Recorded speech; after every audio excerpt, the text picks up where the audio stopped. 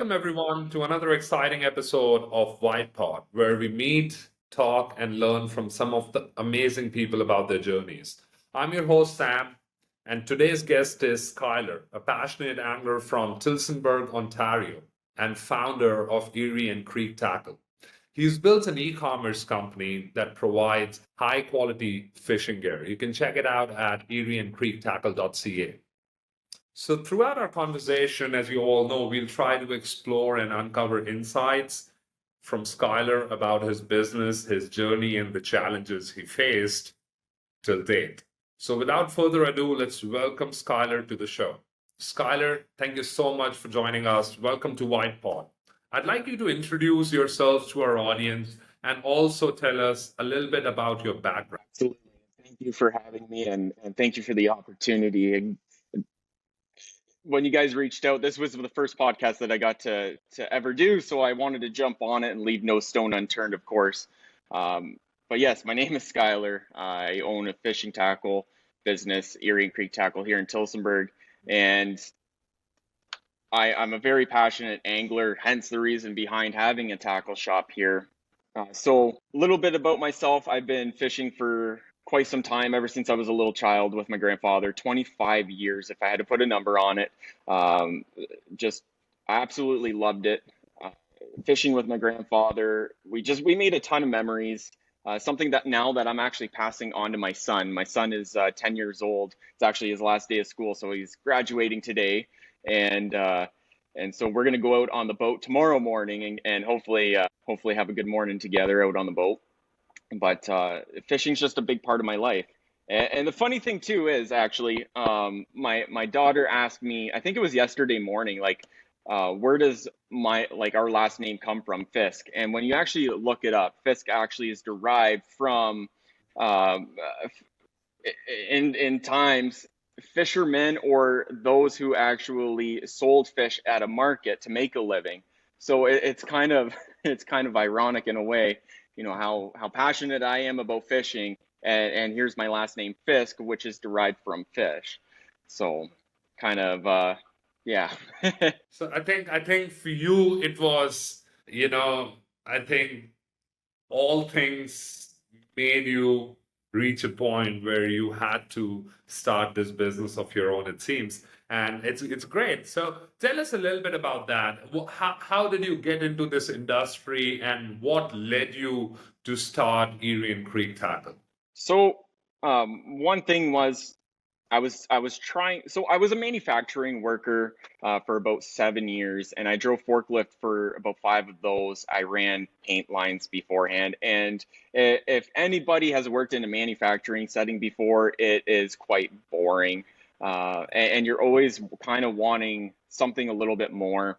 And so I went on the path of trying to get an apprenticeship in electrical, and I would get so close in times, and then something would happen, whether it was a person left that workplace or there just wasn't the need at the time, or so they thought. And it had just always ended up being derailed, and I thought, okay, I'm kind of in a way fed up with trying to rely on other people, and I want to just try to do something where it's all on me. Uh, the only person who can really say no is me. I can find roadblocks along the way, but it's up to me to get past those roadblocks and continue on the path to where I want to be. And so here we are today with Erie and Creek Tackle. Okay, so the biggest motivation here for you was not being dependent and relying on other people and being your own boss, in a sense, right? So, apart from that, what specifically led you to setting up this business only? Like there are a number of other things you could have done. You could have, started your electrical contracting company since you were into that field. But why specifically Erie and Creek Tackle? So I was actually sitting in my garage one spring. It actually would have been 2021. I was sitting in my garage and I was thinking to myself, okay, like, what could I do? What am I passionate about, or what do I have quite a bit of knowledge in, or something that I could at least, put my nose down to the grindstone and figure out. And I'm looking for like half an hour trying to think of all these things, but right in front of me is all my fishing gear, got my boat in front of me, and I'm thinking, well, I could do something with fishing, but what could I do with fishing? Like everybody's got a YouTube channel, everybody's, on social media doing something in regards to fishing. And I thought, well, we have a hard time getting fishing tackle in town. We've got, a Walmart and a Canadian Tire, but they just have the generics. They don't have the specialties. And I thought, could I open up a shop dedicated to fishing? And right from there, it kind of just snowballed. I just started picking up the phone and calling anybody who I could possibly know that might have an idea of getting to this point. And that's exactly what happened. It just snowballed. One person turned into another person to call and turned into another person to call. And yeah, here we are today. That's really impressive. One of the things that I've been also trying to do is just sit down with yourself and have these kind of conversations because it really opens up the world. And like you said, you were sitting down in your garage talking to yourself what you could do. And I think that kind of mental clarity only comes when you dive within yourself rather than looking at the world externally and trying to see what you could do, and then the ideas definitely come. Okay, now, okay, so you had this idea that I want to be my own boss, and then you had to figure out a way to make money and do something. And then, obviously, since you were so passionate about fishing, you thought, okay, I know a lot about this stuff. There's definitely not a dedicated store where I live, so it all made sense. All right, so now you started this business, and obviously, from day one till where you are today, I believe it's like almost what, about 3 years now? Coming up on 3 years, I think it's about two years and 6 or 7 months. So 2.5 years, we'll call it for Oh, sure. okay. Almost 3 years coming up, right? Yep. Now, how has the journey been from day one when you started Erie and Creek Tackle? What were some of the challenges, the major challenges that you had to face? And just tell us a little bit in depth about how this last 2.5, 3 years have been for you. It's been, to put it very lightly, a wild, chaotic roller coaster ride, but it has been a fun one. I'm not a fan of roller coasters in actuality, but this roller coaster it's been a fun journey. It really has. Um, the first challenge was really figuring out what products was I going to stock. And I remember staying up, or like I would work midnight, so I would come home at 7 o'clock. I'd do all the things I had to for the family, and then I'd be up till 12, 1 o'clock in the afternoon, and then get some sleep, and then just trying to figure out these orders. Now, mind you, 2021 was still after 2020 and everything that happened then, and Right. logistics still were not figured out. So the orders, or the orders that I thought I was going to end up getting, when it came to actually shipment day, I ended up with, I think, maybe 1/3 of that order. And I already had the opening date set and stuff on the walls, and it was looking pretty empty. And I think everybody still understood what time we were kind of in, because if you went to any other business too, they were obviously having struggles with inventory as well and getting certain items. I would say that was definitely the biggest one when I opened up. And I mean, you wouldn't find that today, but that was certainly my biggest struggle on opening up. From there, it was a lot of trial and error, because some of the products that you would bring in maybe didn't get the same opinion of the customers you had coming in. So you had to Mm. reference with your customers and see what they were after specifically, and try to get those products in and play trial and error again sometimes, because you can get, let's say, 10 customers that say this one item is awesome, and you bring that in, and you got 50 other people that don't think that that product's that great. So, and then you're only selling to a few small people, but you need the volume. right, to come in and purchase those items. And then, as you know, the process continues from there. So that's a big challenge in this industry because it's a niche at the end of the day. Not everybody fishes, not everybody does, right?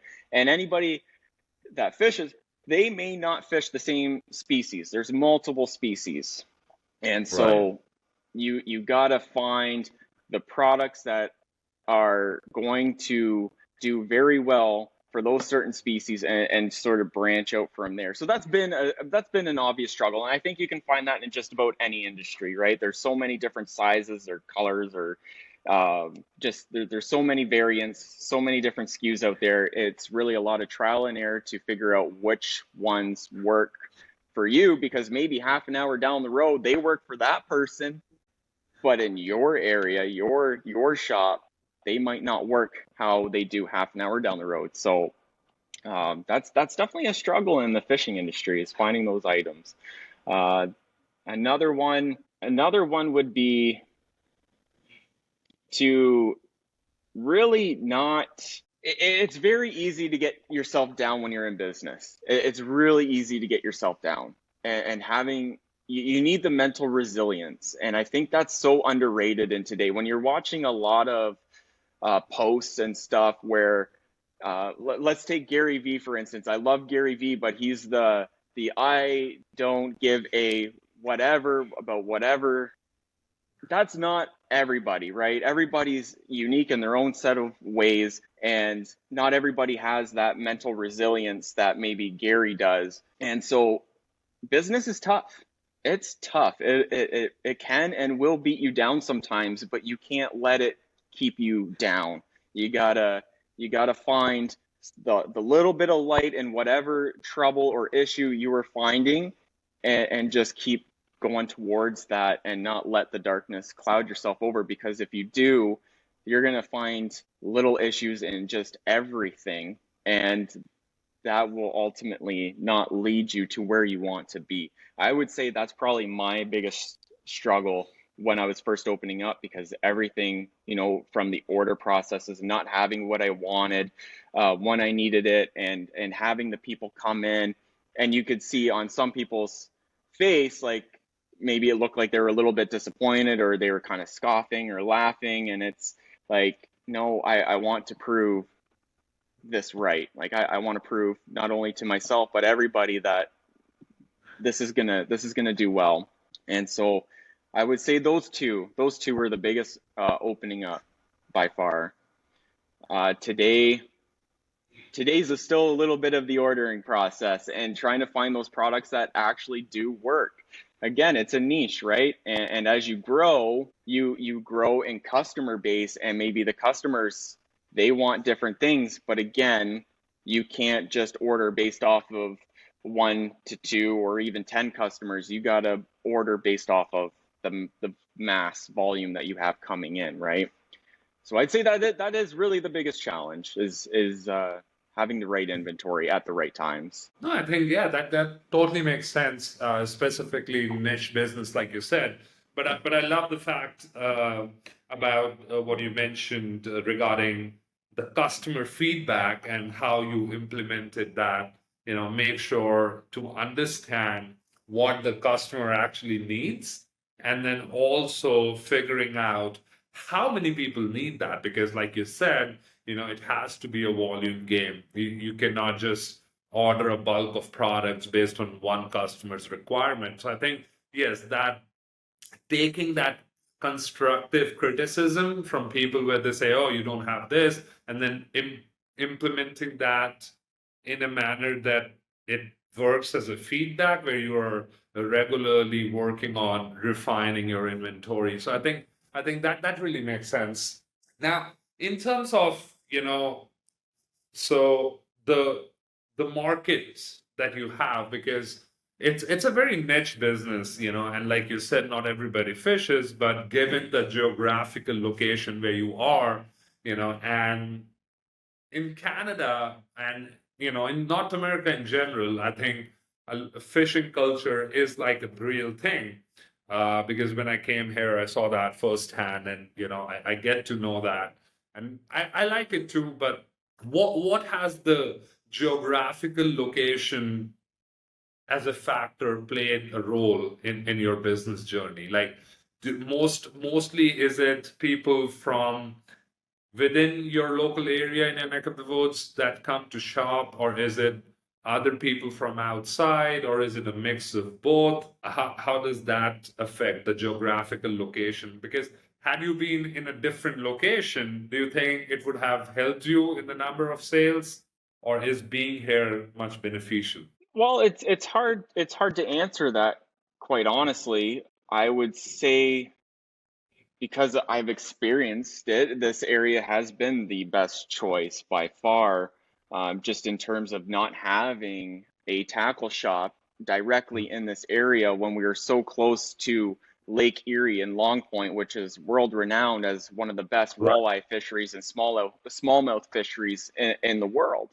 And I think, with that said, I feel like if I would have tried maybe somewhere else, I don't think it would have went as well, but you never know, right? But just answering based off of my own experience, I think the spot in particular was the right one for sure.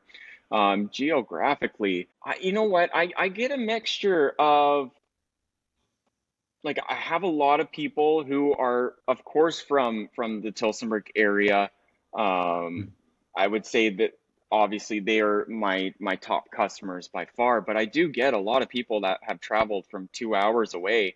I get calls from Windsor, which is about two and a half hours away, just asking about products that I have, or just in general, just fishing opportunities up this way, because we do have a lot in up around here. We have a lot of great fisheries, and so.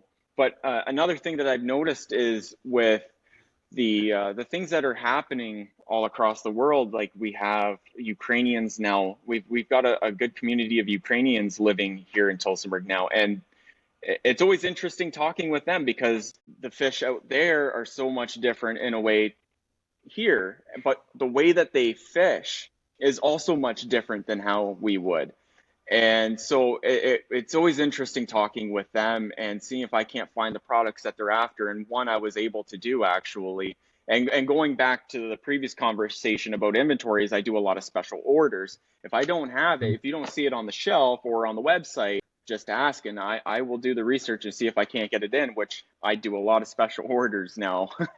But he was actually after a spiral feeder, which you would put bait, and it's weighted, and you would put bait inside, and it's for carp because they're a bottom feeder. And I was able to get them for him, and I asked him, I was like, it was so heavy, and we don't typically use a lot of heavy bottom feeding weights or anything like that. And he was telling me all about it. It was just so interesting to learn, just a whole different way of fishing, and from a different culture aspect, right?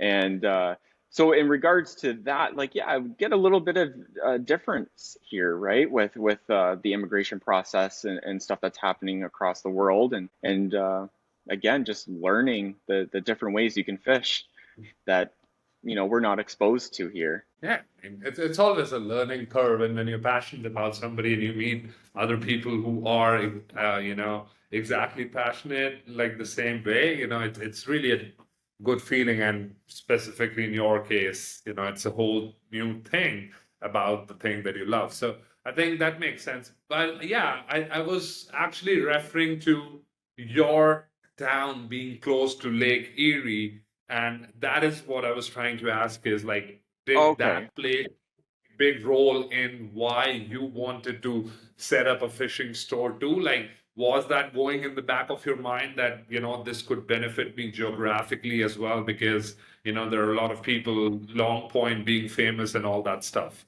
Yeah, absolutely. It certainly was. It certainly was.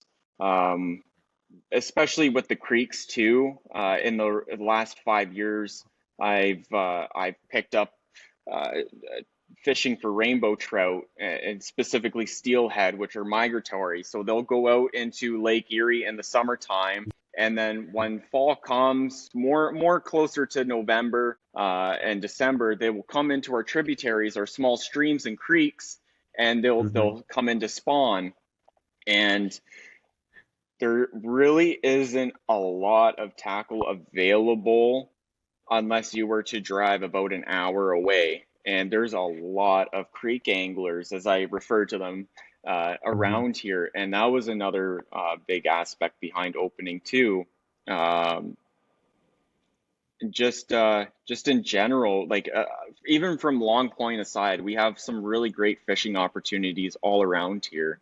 And so it definitely was. If we didn't have Long Point, if we didn't have the tributaries and all the other fishing opportunities in terms of bodies of water, I would never have even tried. We'll put it that way. Yeah, that's exactly. And I think, yeah, in any business, specifically when you are operating a brick and mortar store, I think geographical location does play a big role, not so much in the e-commerce. And talking about e-commerce, which brings me to my next question. How has the difference been? Because, it's not like you're selling t-shirts or hats, something like that, which people do prefer buying through online, right? But it's more niche and specific to their needs.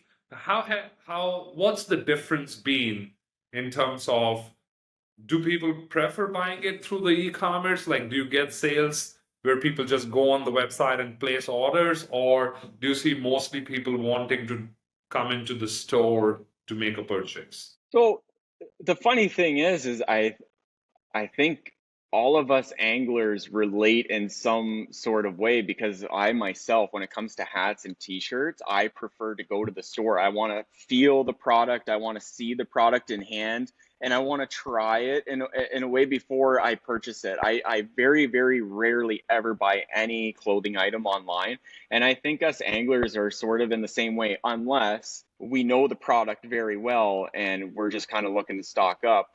And I think that's actually where a lot of my sales come from because it's always the same sort of items going out from online orders. So I've thought about it before and like, is it just an angler thing that we're kind of conditioned ourselves to where we just want to see the product in our hand before we buy it? Because I do talk to customers sometimes about it too, and they want to see it because with fishing tackle, pictures can be deceiving. There's products that I have ordered that I thought, you know what, this is going to be a good color. I'll try it and bring it in. And when it actually comes into person, it's actually much more vibrant or it's much more duller.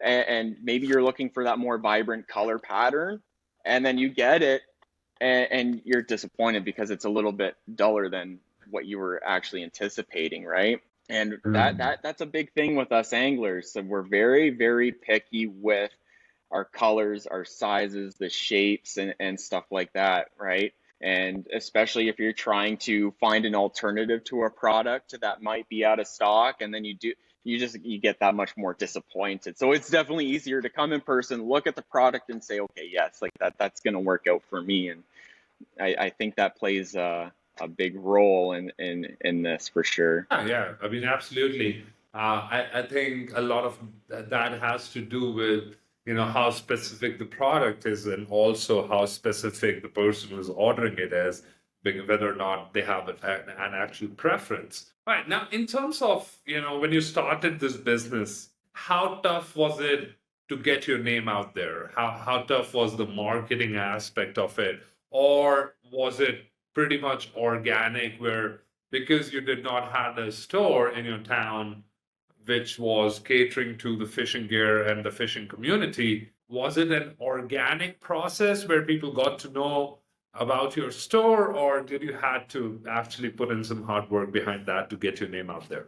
This might surprise some, but when it came down to marketing, to date, after 2.5 years, I might have spent maybe $1,500 altogether, and that is quite literally all just on one simple Facebook ad. That's it, that's all. So a lot of my business is all organic growth, and some might scratch their head as to why. And my answer is there's Instagram, there's LinkedIn, there's Facebook, there's TikTok. Posting is for free. Recording videos and making reels is for free.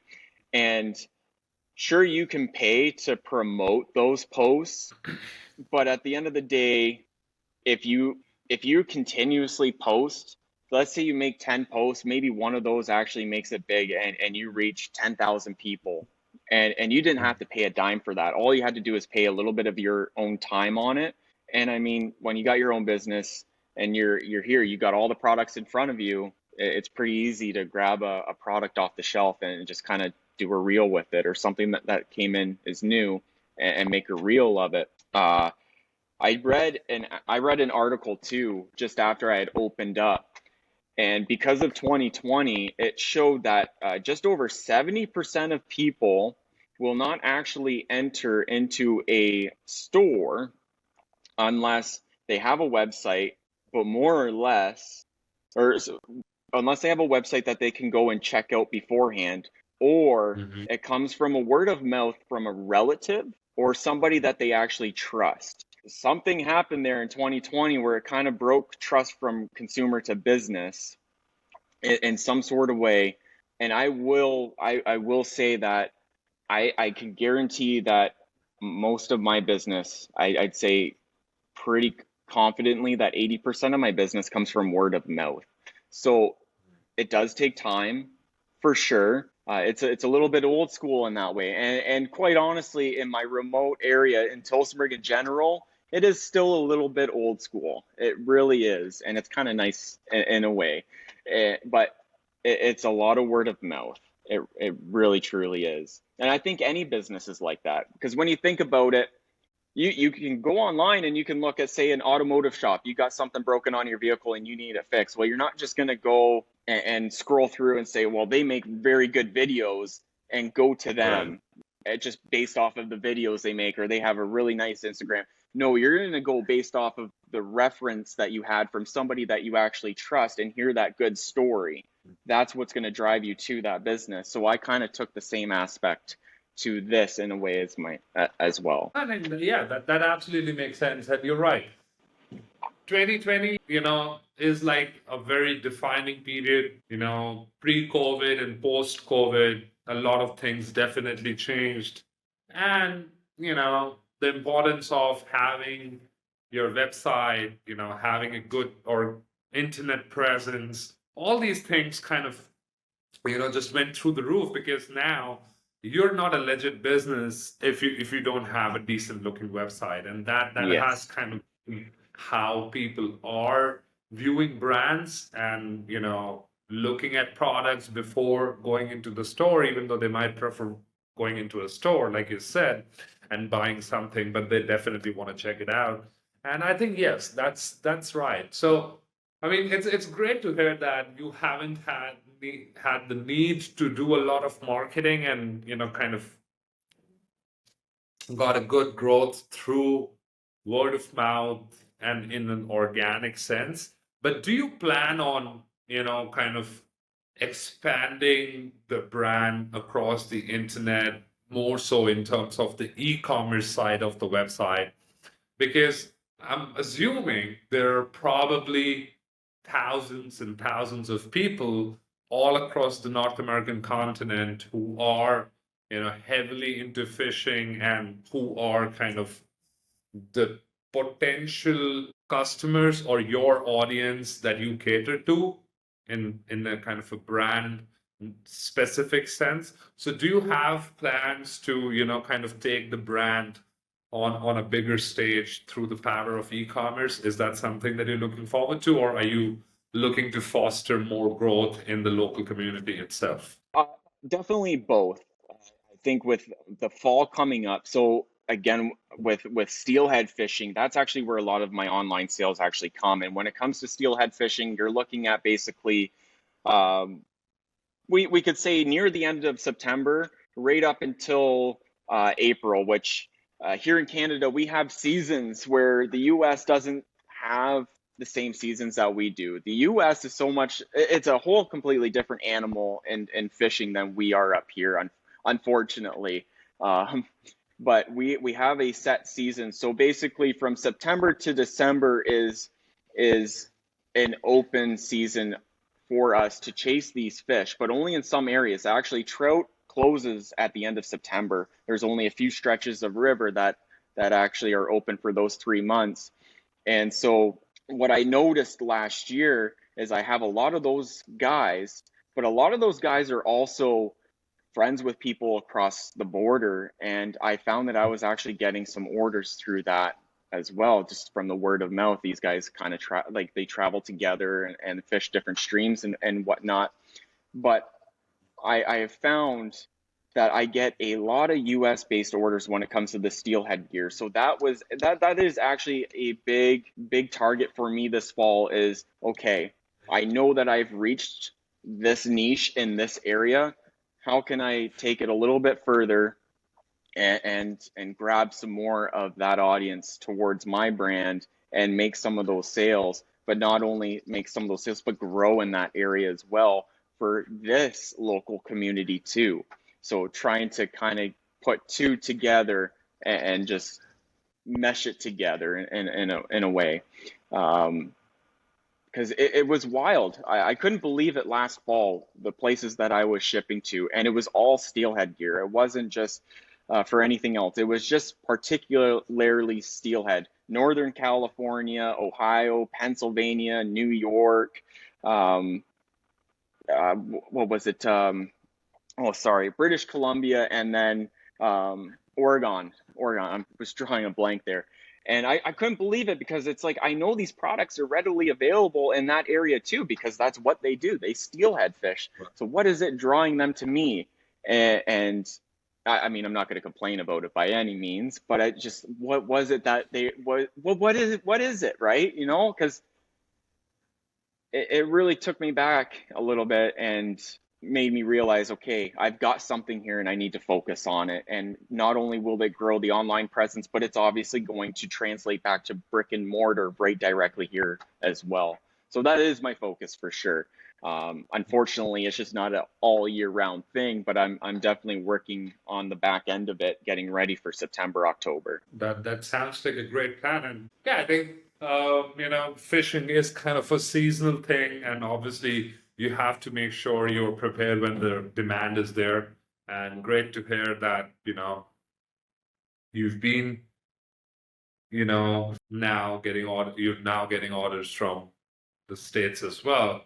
And I think, yes, expanding would definitely make sense. But yeah, I think having a 50-50 focus on both your brick and mortar and e-commerce is kind of what we have usually seen a lot of people, focus on. So I think that's great.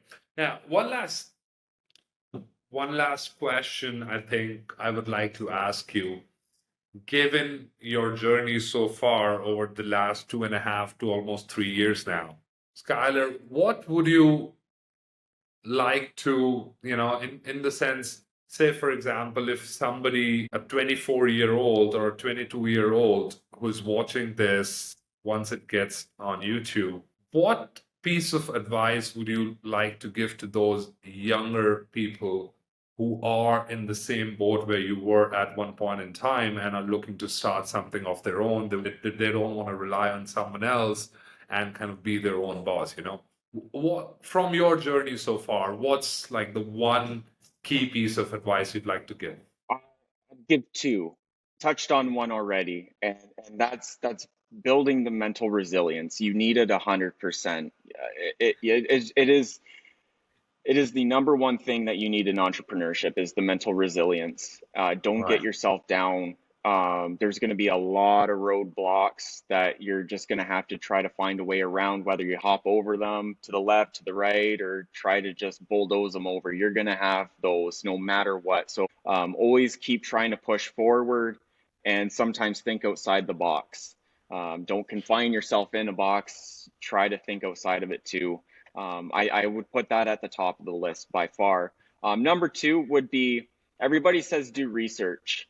And when in today's world, I find when somebody says do research, type into Google. And Mm. from my experience, I mean, I definitely looked through so many Google searches, articles, lots of different things. But the one thing that I had done was I actually made relationships with other tackle shop owners across Southern Ontario. and I would ask them questions. And it's been such a really great community around here that they've all been super helpful, and they all seem to help each other in some sort of way as well. Oh, sorry, I think I lost connection there. Yeah. Okay, that's all right. No problem. Okay, We can. there we go. So I don't know where it ended off on your part. I think you were telling about the second thing that where you started making Okay. relationships with tackle shop owners. Yeah. Okay, yeah. So starting to make the relationship with other tackle shop owners, and what I found was they were so resourceful and helpful. And so for somebody that's young, don't be afraid to ask somebody who's in business, because you might find somebody that's not going to want to, shell out any secrets. They might not be that personable person. They might look at you as potential competition later down the road, but there's going to be somebody in that respectful field that's going to want to help you. So if somebody says no, or you get 5 people right off the hop that say no, maybe that 6th person's going to say yes and give you some insightful information. So don't just rely on Google and some articles and stuff like that. And by all means, try to find somebody who's in that respectful field and try to get as much information as you can, but not only them, but try to find 3, 4, 5 other people and take all that information and figure out the parallels and go with that. And when you get to a point of being in business, don't be afraid to keep reaching out to them. Once you find those people, they're generally able to shell out some more information and give you more feedback later on. And that's been super helpful for me. I think, yes, both of these points actually make a lot of sense. And to somebody who's listening to this, mental resilience in any aspect, if you're working for someone else or you're planning to start off something of your own, I think building your mental resilience goes a long way just because it can help you, have a kind of a better perspective about things and not take everything, where it drags you down. And yes, the second point that you said, building relationships and seeking help. Yes, I think absolutely important because, like you said, there would be at least 1 or 2 people who would be willing to genuinely help you. And, once you find those people, it kind of makes it so much easier because now you can learn from other people's experiences, know what's right, what you have to avoid. And I think, yes, that can save you a lot of hit and trial, which you were talking about earlier, and Absolutely. figuring out what's actually going to stick. Yeah, absolutely. I think that's Absolutely. brilliant. That's brilliant piece of advice. Thank you so much for that. And Schuyler, I think this has been a great conversation. I feel I know a little bit more about the sport, the fishing, a little bit more now than I knew before interacting with you. So thank you so much for that. And definitely for people who are into fishing and want to check out some awesome gear, you can go to the website. We'll include the link in the description. If there's anything that you'd like to add, please add a comment. Schuyler, again, thank you so much for being with us today. Yes. It's been a pleasure having you, and thank you for an awesome conversation. Yes. Thank you for the opportunity. Appreciate it.